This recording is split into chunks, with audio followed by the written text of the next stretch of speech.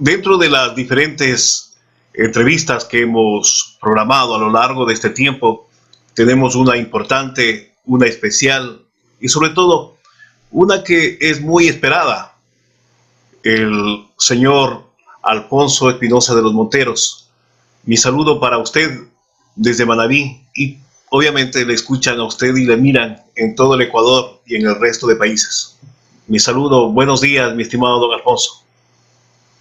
Buenos días, Aníbal. Muchas gracias pues por esta entrevista y esperemos que sea un diálogo fructífero para los oyentes, para los que nos ven y nos oyen. Quisiera topar exactamente los temas cotidianos, la realidad actual. Precisamente, hablemos de usted, cómo pasó, cómo lo tomó este aislamiento, si cabe el término, junto a su familia en su domicilio. Bueno, el día que empezó la cuarentena, cuando se declaró esto y todo el mundo se enteró de que estábamos viviendo una pandemia de grandes proporciones, coincidió con el día en que me hicieron un examen del corazón, un examen cardíaco, y me encontraron una cierta debilidad en los tejidos del corazón. Entonces, el médico me dijo que esto significaba una amenaza si es que me llegaba a dar el coronavirus, porque el coronavirus afecta directamente a la respiración, a la oxigenación, y si no llega el suficiente oxígeno al corazón, pues el corazón revienta. Entonces él me dijo, mire, usted no puede salir, no puede ni siquiera sacar la nariz, me dijo en estas palabras. No puede arriesgarse a nada, tiene que encerrarse y tiene que estar ahí hasta que esta situación se calme un poco y veamos la oportunidad para poder hacer, para que usted pueda volver a sus actividades. Y claro, me dijo así de una manera muy terminante, sobre todo porque yo dije, no, pues yo no puedo faltar a mi trabajo y peor en circunstancias como estas, en que hay dificultades y la gente quiere escucharle a uno. Entonces me dijo, mire, aquí es asunto de vida o muerte, ¿usted qué prefiere? No, es su responsabilidad, piensa en su familia, etcétera, ¿no? Me acompañaba en ese examen mi hijo, Juan José, y claro, él se asustó mucho y me dijo, no, papá, tienes que encerrarte en la casa y no te vamos a dejar salir para nada. Así es que finalmente tomé la decisión que creo que fue muy acertada porque he logrado conservarme sano, he logrado conservarme bien y a la vez estar aquí con la familia y perfectamente protegido como tiene que ser. Así es que en eso estamos ya vamos al cuarto mes, ¿no? Estamos en el cuarto mes y para mí es muy grave, me apena muchísimo porque mi presencia diaria en la pantalla de televisión es muy importante para el público, yo lo sé, todo el mundo que trata de comunicarse conmigo pregunta por mí, dice que por qué no salgo, que qué me ha pasado, etcétera, ¿no? Entonces, eso es el punto que me atormenta en estos momentos. Por lo demás, estar en la casa, pues, bueno, no es malo, es bueno, porque estoy rodeado de la familia, estoy muy bien protegido y desde luego muy bien atendido. Trato de ocupar mi tiempo, pues, en actividades que, que pueda desarrollarlas aquí dentro de casa. Para la mayoría creo que ha sido un tiempo largo en sí con respecto a las vacaciones que siempre uno se obtiene. Y en su caso, este tiempo también representó el mirar de otra manera, como se dice de lejos, las cosas que pasan en el país y en el mundo.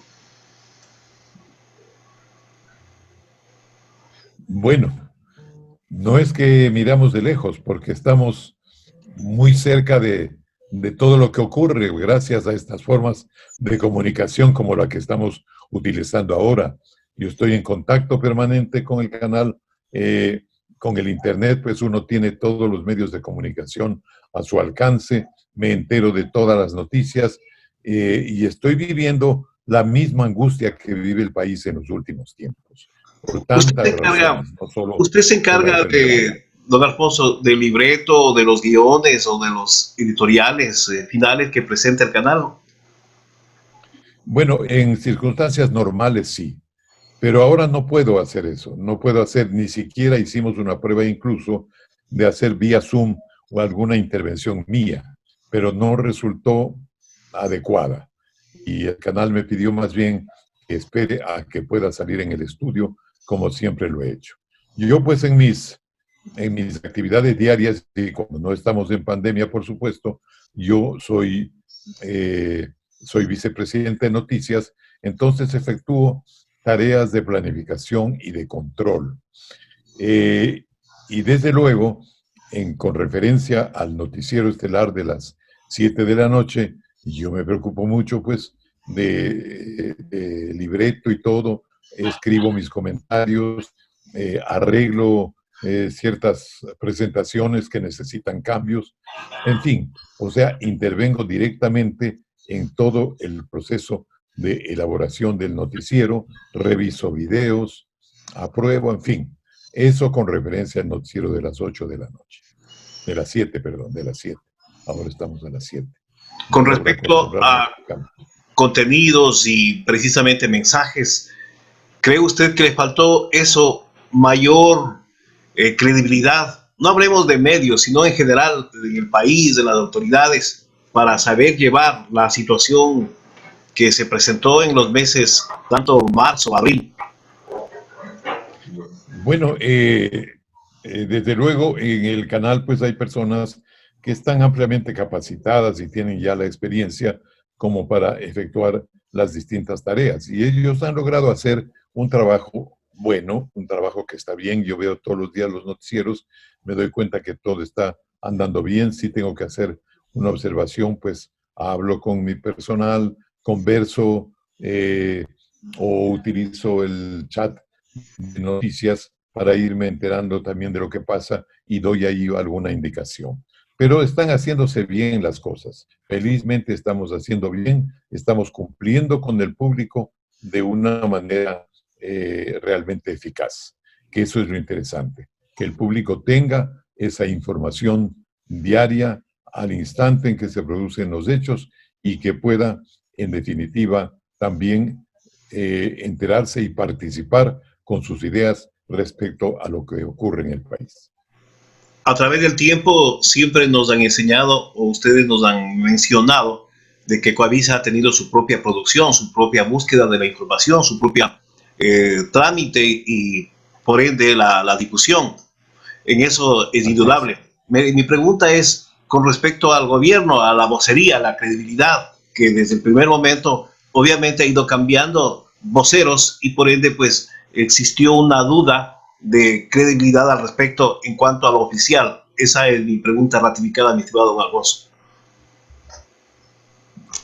Bueno, digamos, todo gobierno, pues, a través de la información, siempre busca comunicar lo que es de su mayor interés, ¿no? Lo que le parece que es más importante que se sepa. Y la credibilidad siempre resulta ser un poco floja porque justamente la información oficial está dirigida por ese camino de los intereses oficiales. En la televisión privada o en los medios privados, como su emisora, por ejemplo, la situación es totalmente distinta. ¿Por qué? Porque nosotros pensamos no en el interés de nadie, sino en el interés del público. Es a ese interés al que estamos sirviendo y para ese público estamos haciendo todas las cosas que tienen que hacerse en materia de información, poner todas las noticias sin considerar intereses particulares. No, aquí cuenta lo que el público quiere, lo que el público piensa y lo que el público espera. No estamos interpelando ni tampoco cuestionando el oficio o lo que tendría que hacer, en este caso, la responsabilidad del gobierno, pero más bien analizando que quién tenía que salir al frente desde el primer momento, si era o estamos en una etapa que tiene que ver con la salud, obviamente tendría que salir su ministra de salud y no otros funcionarios como lo hicieron.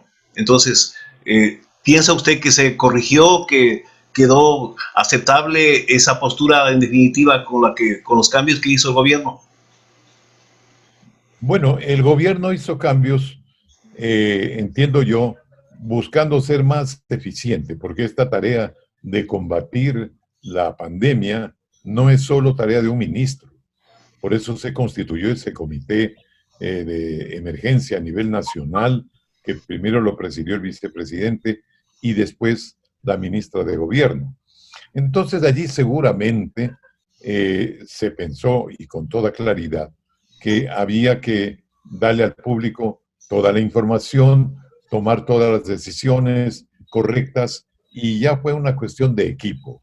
Yo estuve en la primera reunión que hizo el presidente Moreno para comunicarnos de este problema del coronavirus, y allí pues, ¿qué ocurrió?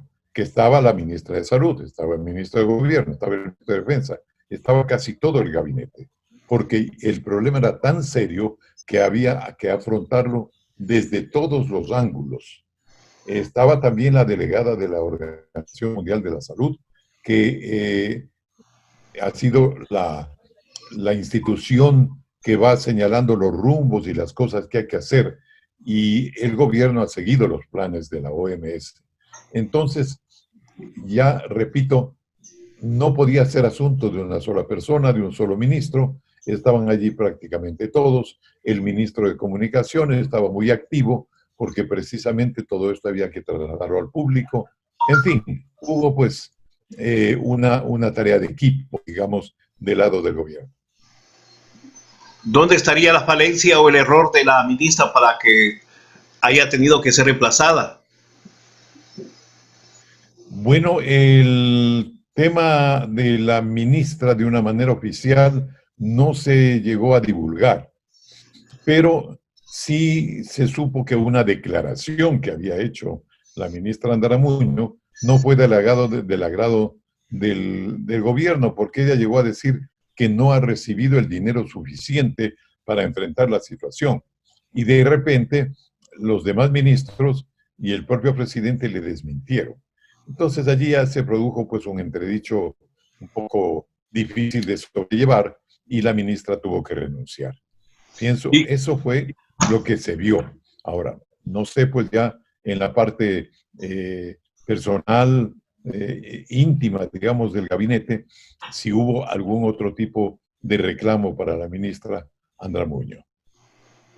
y con respecto al nuevo ministro, ¿usted lo conoce, ha sabido de la trayectoria? Sí, sí, él lo conozco porque él es decano en la Facultad de Medicina de la Universidad de las Américas, y estuvo pues poco antes de hacerse cargo del ministerio, estuvo en el exterior haciendo un curso precisamente de estos temas de epidemiología y de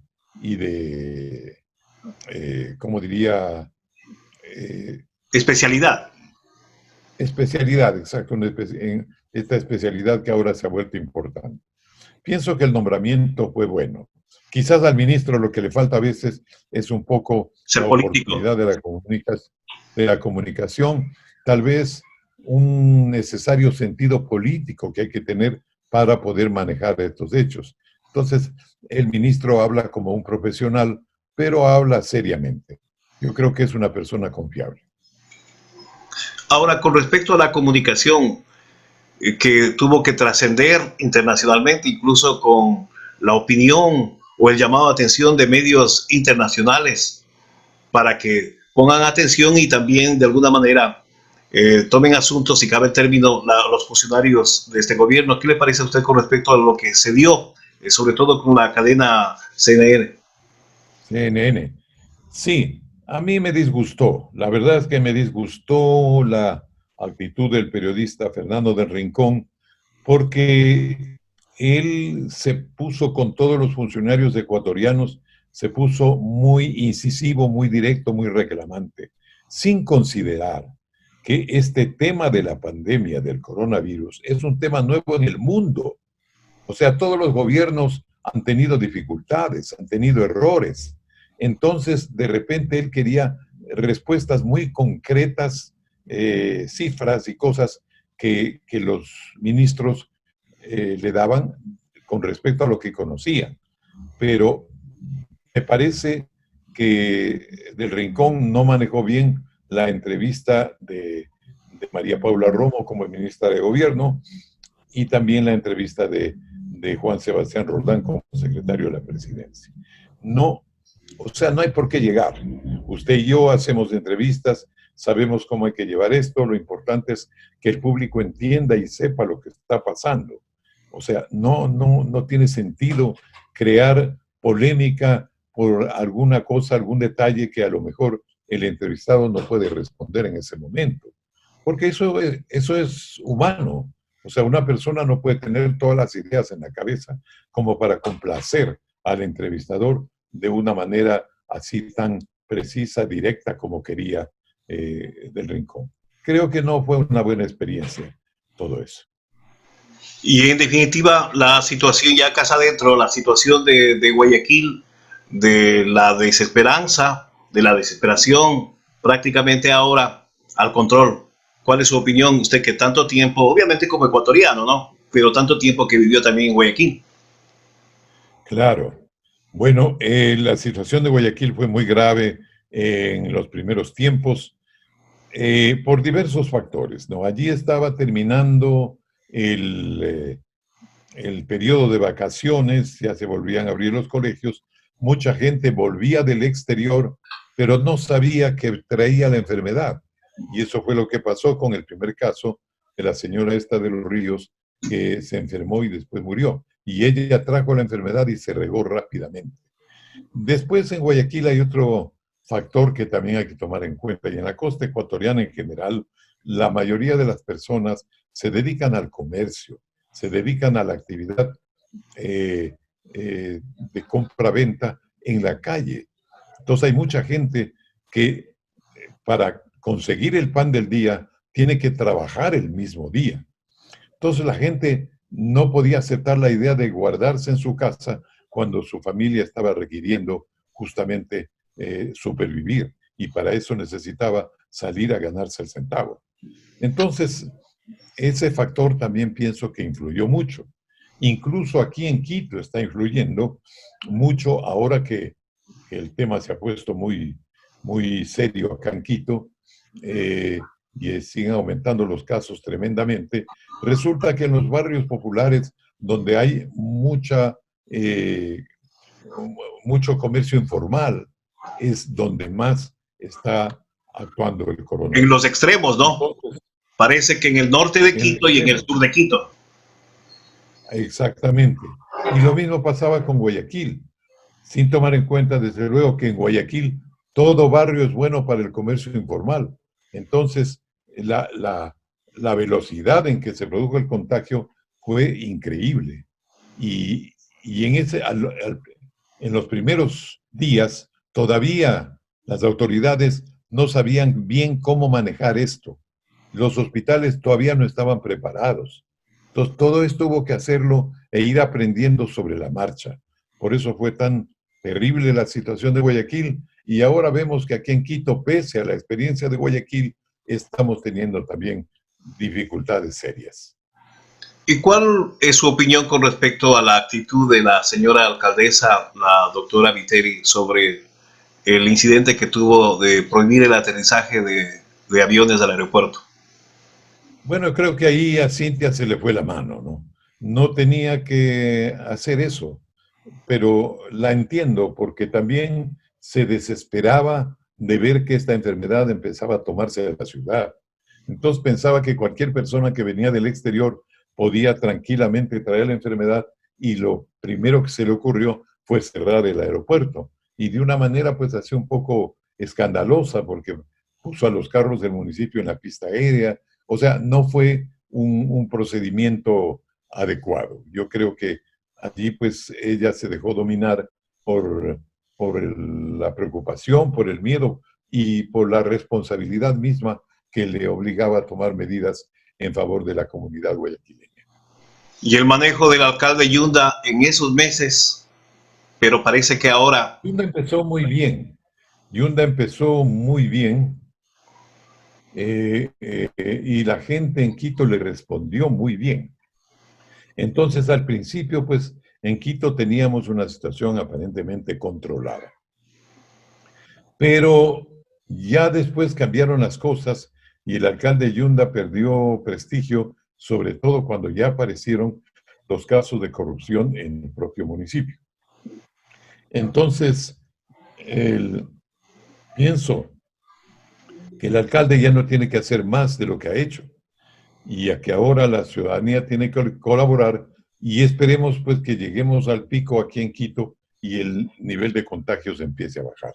En todo caso, el tema este tan feo de la corrupción es un tema que tiene larga cola y seguirá afectándole a él como le está afectando al gobierno, al IES y a otras instituciones.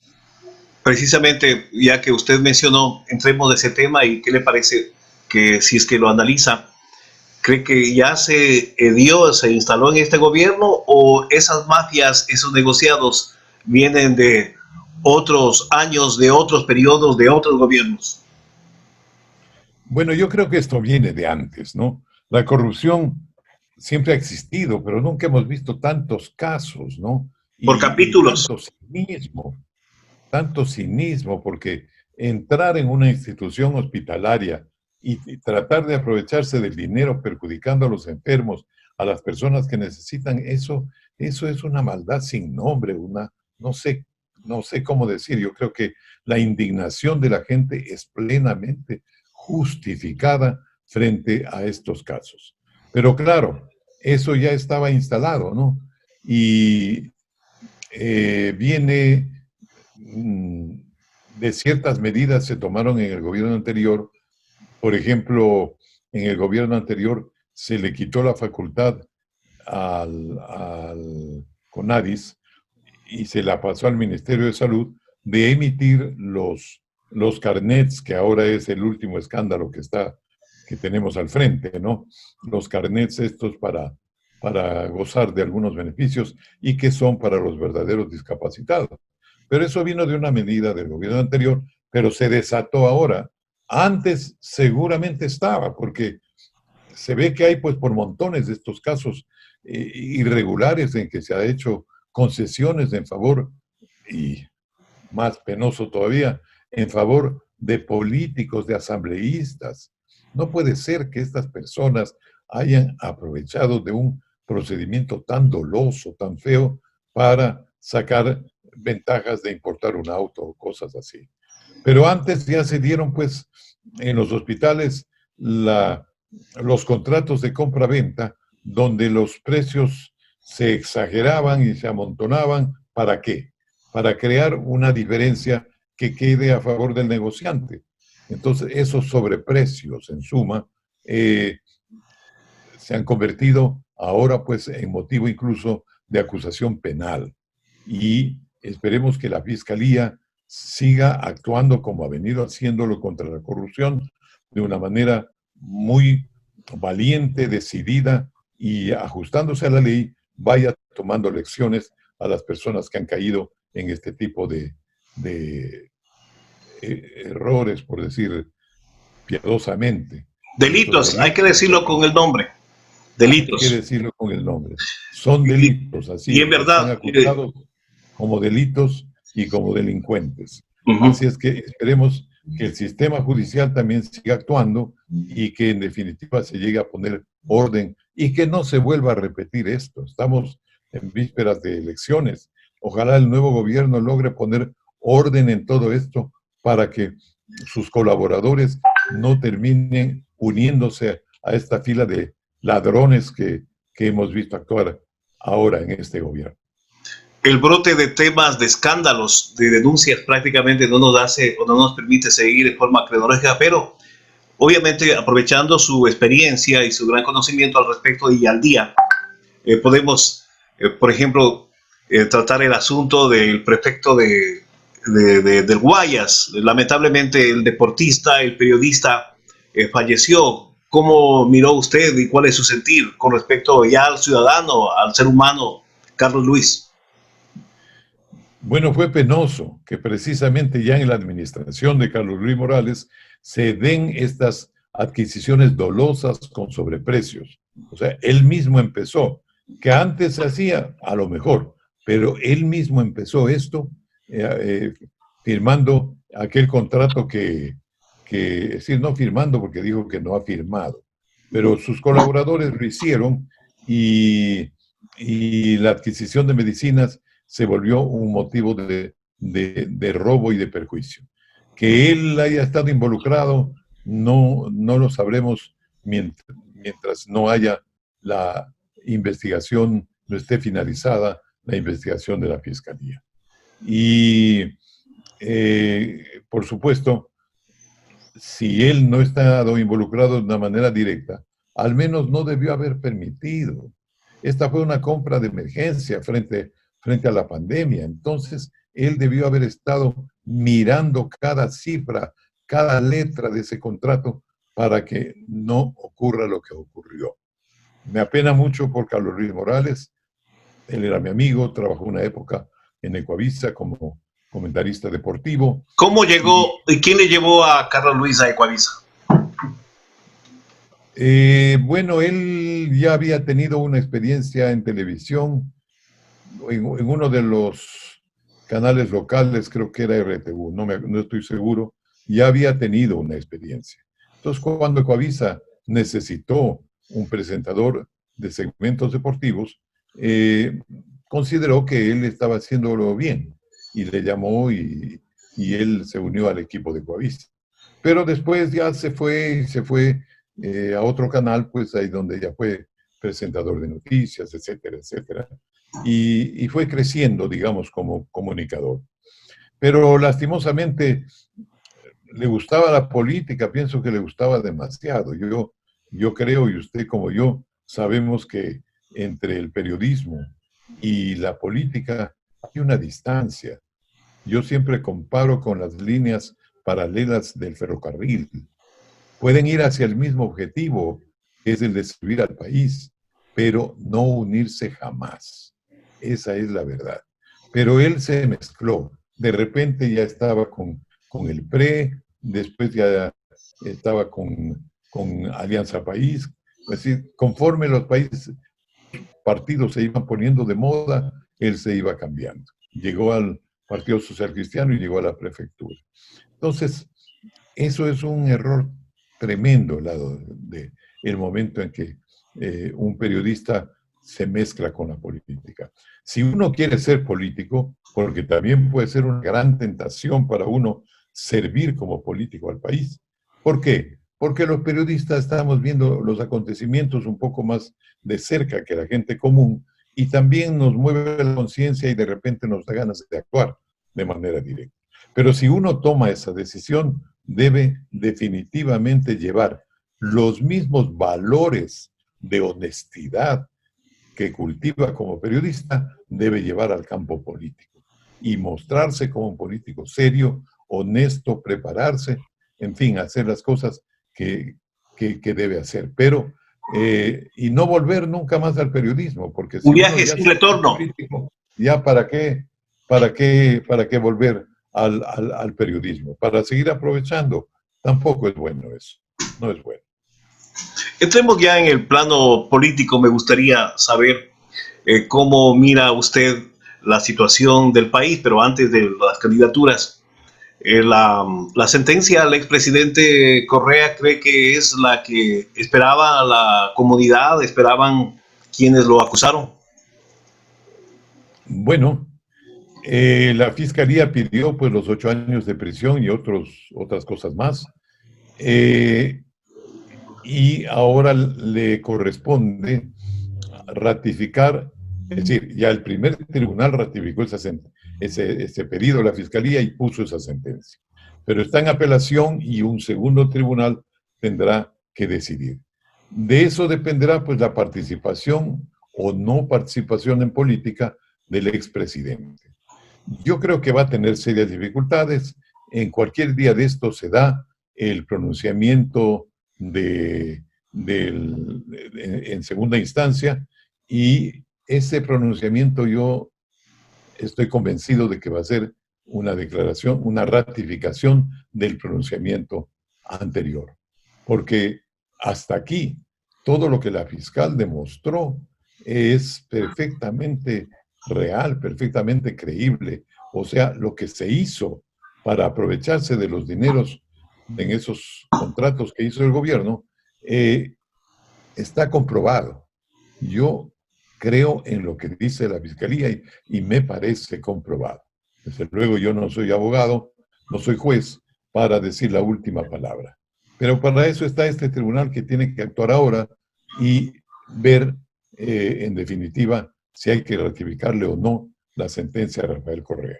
Si es que eso ocurre, y a 19 personas más, hay que recordar que son 20 en total, eh, de eso dependerá, pues, que él pueda intervenir en política o no. Leí hace unas horas una información que el mismo Correa decía que está muy difícil que él vuelva para ser candidato. Y yo creo que sí está difícil, porque si le ratifican la sentencia, si él viene acá, estará preso. Si quiere ser vicepresidente, como también ha dicho, tampoco podría, porque de acuerdo al reglamento electoral, él tendría que venir al Consejo Electoral a inscribir su candidatura y si gana, a posesionarse. Entonces, con una orden de captura, todo eso se le vuelve difícil. Vamos avanzando por cuestión del tiempo correspondiente. Y en lo que es la postura de, ¿qué opina usted sobre el no que dijo a la candidatura el exalcalde Nebot? Bueno, la verdad que esa decisión tuvo muchas reacciones. Mucha gente se sintió desilusionada, porque muchos pensaban que Jaime Nebot, por su experiencia administrativa y política, era el hombre ideal para gobernar el país en este momento. A otros, a esas personas les produjo decepción, a otros seguramente les produjo alegría a los que no estaban de acuerdo con él y estaban en favor de otras candidaturas. Pero personalmente yo creo que eh, esta decisión de Nebot se, ¿cómo decir?, se compensa bastante bien con esa consulta popular que él quiere hacer, planteando los cambios más importantes que requiere el país.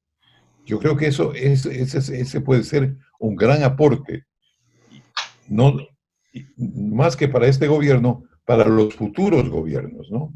Entonces, tiene que haber, pues, digamos, Nebot sigue creando expectativas ahora a través de esa consulta. Claro, ha dejado un espacio muy amplio, sobre todo en el sector de la centro-derecha, que puede ser cosechado por otros candidatos, como Guillermo Lasso, o ahora, pues, que ya sabemos que entrará en la contienda el ex vicepresidente Otto Sonnenholzner. Entonces, cambió la renuncia de Nebot, cambió drásticamente el panorama electoral. Pese a que estamos tan cerca, pero ya se irán definiendo otras candidaturas también. A lo mejor, si estaba Nebot, el señor Sonnenholzner no entraba, pero no está y va a entrar. Entonces, cosas así, cambios, tienen que seguirse dando como consecuencia de esta decisión del líder social cristiano.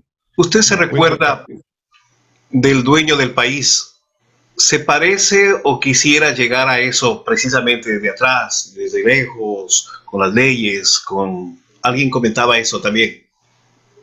Sí, sí, muchos han visto un parecido con León Febres Cordero por el hecho de que León pues ya no estaba en la presidencia de la República, estaba en la alcaldía de Guayaquil o en ninguna parte, pero estaba controlando el partido. Y a través del partido, que siempre tuvo bloques fuertes en el Congreso, controlaba el Congreso. Probablemente el Partido Social Cristiano saque un buen bloque esta vez y Nebot controle la Asamblea por esa vía. Eso es algo que puede darse, y en este sentido, pues Nebot estaría siguiendo los pasos de León Febres Cordero. Pero para sacar un buen bloque en la Asamblea necesita tener un candidato presidencial. Entonces, vamos a ver, y tendría que ser un candidato fuerte para que pueda arrastrar los vagones que son los asambleístas, ¿no? Y el, eso está por verse, porque siempre ocurre en los partidos que hay un líder que es fuerte, pero los seguidores no prometen mucho electoralmente, ¿no? Se ha hablado de algunos asambleístas como Cristina Reyes, como Henry Kronfle, como Henry Cucalón, que podrían ser candidatos. Pero también existe la opción de que el Partido Social Cristiano apoye al, a un candidato independiente como Sonnenholzner. Entonces, las cosas cambiarían e igual tendríamos en la palestra a dos candidatos de centro derecha, Lasso y Sonnenholzner. Desde luego van a salir otros candidatos de los otros sectores, pero de hecho serán candidatos con menos posibilidades, ¿no? Entonces, vamos a ver, todo está por verse como siempre en el Ecuador. Tenemos que esperar hasta el día mismo, ni siquiera la víspera podemos saber qué puede pasar. Pero usted, con su experiencia también, ¿a quién ve en la segunda vuelta? ¿A los partidos de derecha o un candidato que ponga, en este caso, el expresidente Correa? Yo personalmente creo que el correísmo sigue teniendo fuerza, ¿no? Pero, ¿cuál es el candidato que puede suplir a Correa? Porque así como los seguidores de Nebot esperaban por Nebot, los seguidores de Correa también esperarán por Correa, porque ese es el líder. Y así se hace el liderazgo y la vida partidista en nuestro país, siempre ha sido así. Velasco era único. Febres Cordero eh, trató de dejarle a Jaime Nebot, pero Jaime en los dos intentos no pudo llegar.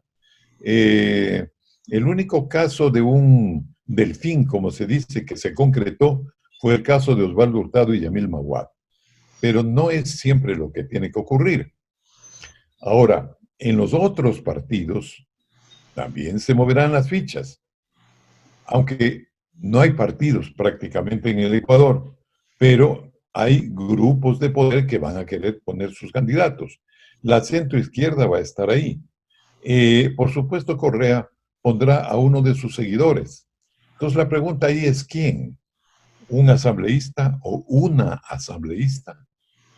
No sé, pudiera ser. Yo he oído nombrar a la chica, ¿cómo es? A Marcela Guinaga. He oído nombrar ¿cómo es? A María Fernanda Espinosa, que, que siempre fue una seguidora de él, aunque también estuvo en el gobierno de Moreno y que ahora está en el exterior. Pero ella, por su eh, Condición. condición ideológica, por ese motivo, podría ser una candidata de Correa. Vamos a ver, pero estas candidatas, la pregunta es, ¿tendrán posibilidades mejores que las de Lasso? ¿Mejores que las de Sonnenholzner? No sé. Álvaro A lo Novoa. mejor en una segunda vuelta vamos a ver a los candidatos de centro derecha compitiendo, a lo mejor. Para finalizar, yo quisiera preguntarle cómo usted mira la presencia electoral de Manabí, porque en otras ocasiones siempre en la segunda vuelta Manabí es determinante. Incluso actualmente se pensaría y se quisiera contar con un presidenciable manabita, pero las circunstancias creo que están a la espera. ¿Qué opina Para usted? eso, sí. Bueno, Manabí pues tiene una población muy alta, entonces es un aportador muy fuerte a las votaciones. Siempre lo ha sido. La pregunta siempre es, ¿cómo se pronuncia Manabí? ¿Cómo puede pronunciarse de los candidatos que están ahora, ¿no? Lazo logró una votación aceptable, no recuerdo cuánto, pero Moreno también tuvo una votación buena en Manabí, pero ahora las cosas cambiarán, porque como la gente busca al hombre más que al partido y las ideas, entonces hay que ver cuánto puede, por ejemplo, jalar, por decirlo de una manera vulgar, el ex vicepresidente si se hace candidato. Vamos a ver. Y también, según la definición que tome el Partido Social Cristiano, puede ser que el Partido Social Cristiano nombre a un manabita, no sabemos. No sé, usted que conoce a la gente de Manabí puede enterarse a su debido tiempo de los acercamientos que puedan darse para contar con el apoyo de alguna persona de valor, de alguna persona que pueda convencer a los ecuatorianos. En todo caso, el voto manabita siempre, siempre es fuerte para cualquier candidato que quiera ser ganador. Don Alfonso, ¿Ok? yo quiero agradecerle por su espacio, por su tiempo, pero sí invitarle para una próxima, no sé, próximas semanas, cuando el panorama ya esté ya definido o se avisore cuestiones establecidas, para seguir dialogando y si nos permite seguir escuchando sus puntos de vista que lo espera en sí el país. Muchas gracias, Aníbal. Con mucho gusto, cuando tengamos otras circunstancias, pues estaré dispuesto a volver a conversar con usted y con sus oyentes que están pendientes siempre del trabajo periodístico que usted viene haciendo en Manabí. Entonces, allí estaremos encantados de reunirnos y seguir comentando. Y esperemos que tengamos noticias más claras, noticias mejores, que el país también cambie un poco. Se han dado, y perdón, le robo un minutito más, ayer se dio, o anteayer se dio una noticia que considero muy importante para el futuro del país, que es la renegociación de una parte de la deuda externa. Se renegociaron los bonos del Estado y eso significa eso tenía un valor de 17.500 millones de dólares. Entonces, eh, esa cantidad se redujo notablemente porque la renegociación consistió en reducir capital, en ampliar los plazos de pago, conseguir periodos de gracia, o sea, esa deuda el Ecuador hasta el año 2030 la archiva. Claro que hay otras deudas que todavía están pendientes, pero eso va a ser importante para que el gobierno nacional se sienta un poquito más liberado, ¿no? Y pueda contar con algunos recursos para seguir atendiendo los problemas de salud, para pagar deudas al IES, que es muy importante para que los afiliados no nos sentamos perjudicados, sobre todo los jubilados no se sientan perjudicados como ahora. Si el gobierno, tomando de allí algunos recursos, paga su deuda al IES, el IES también va a respirar un poco mejor. Esta buena noticia valía la pena destacarla porque puede cambiar también el panorama. Y ojalá hayan otras renegociaciones, porque está pendiente una renegociación con China, que la están avanzando, con el Fondo Monetario, para poder seguir contando con créditos, porque el Recursos Ecuador frescos. necesita. Así es, necesita dinero fresco, tiene que entrar más. El Fondo Monetario está ayudando. Los chinos dicen que nos van a dar un préstamo. Bueno, vamos a ver. Pero con lo que se deja de pagar, con lo que se desalojó con esta renegociación y con los nuevos créditos, puede irse acomodando la situación del país, no solo para este gobierno, sino para el que viene. Muchas gracias. Hasta la próxima. Muy bien, gracias Aníbal. Buenos días y que tenga usted también buena salud, sobre todo.